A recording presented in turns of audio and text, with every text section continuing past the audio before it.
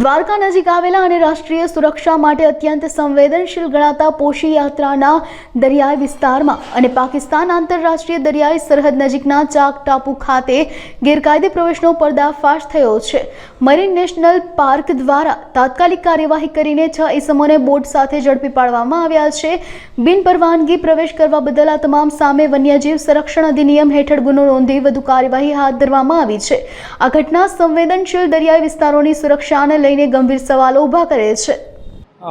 નિલેશ બેલા, range forest officer, Dwarka. આજે જે દરિયાઈ વિસ્તારની અંદર મરીન નેશનલ પાર્કનો આપણો જે પોશીત્રાનો વિસ્તાર આવેલો છે, ત્યાંથી જે દરિયાઈ વિસ્તારની અંદર અલગ અલગ ટાપુ આવેલા છે, જેમાં ચાંખ ટાપુ તરીકે એક વિસ્તાર ઓળખાય છે અને ત્યાં કોરલ રીફ પણ આવેલી છે, જે મરીન અભયારણ્ય અને રાષ્ટ્રીય ઉદ્યાન તરીકે જાહેર થયેલો વિસ્તાર છે।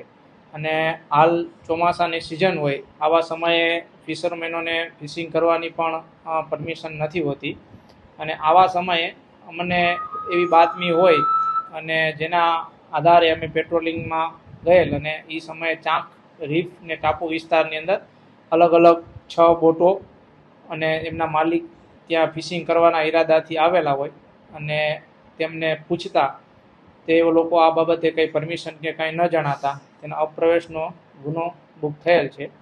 અને જે આપણે અભયારણ્ય વિસ્તાર હોય એટલે ભારતીય જે વન્યજીવ સંરક્ષણ અધિનિયમ 1972 મુજબ ગુનો નોંધવામાં આવેલ છે। એમાંની 2 બોટો જે છે આપણે એ સિક્કાની છે, એક ભરાણાની છે અને 3 બોટો સલાયાની છે અને જેનું વન વિભાગ દ્વારા જે કાયદાકીય કાર્યવાહી છે તે કરવામાં આવેલ છે।